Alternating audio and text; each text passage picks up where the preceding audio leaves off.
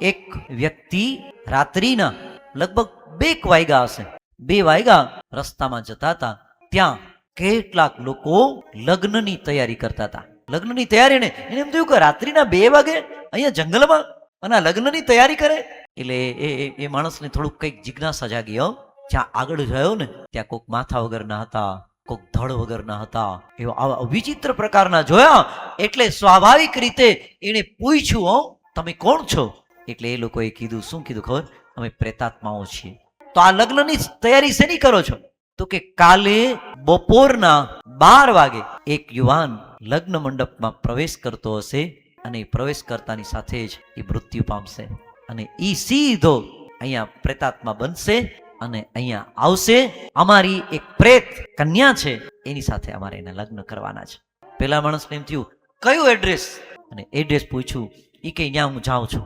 પોતે ગયા. ત્યાં ખરેખર લગ્ન થતા હતા. ત્યાં જોજો એકાદશીનો પ્રભાવ કેવો પડે છે.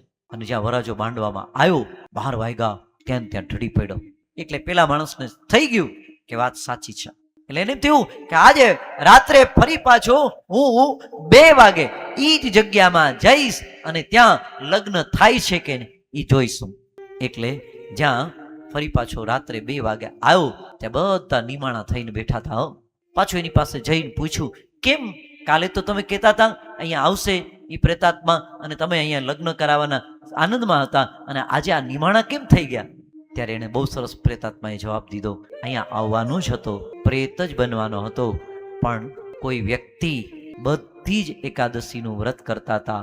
એ વ્યક્તિએ પોતાની પાસે રહેલું ઓઢવાનું ઉપવસ્ત્ર એના ઉપર ઓઢાડી મનથી સંકલ્પ કર્યો કે મેં જે એકાદશી કરેલી છે એનું પુણ્ય હું આ જીવાત્માને અર્પણ કરું છું. એટલે એ સીધો સ્વર્ગમાં જતો રહ્યો છે.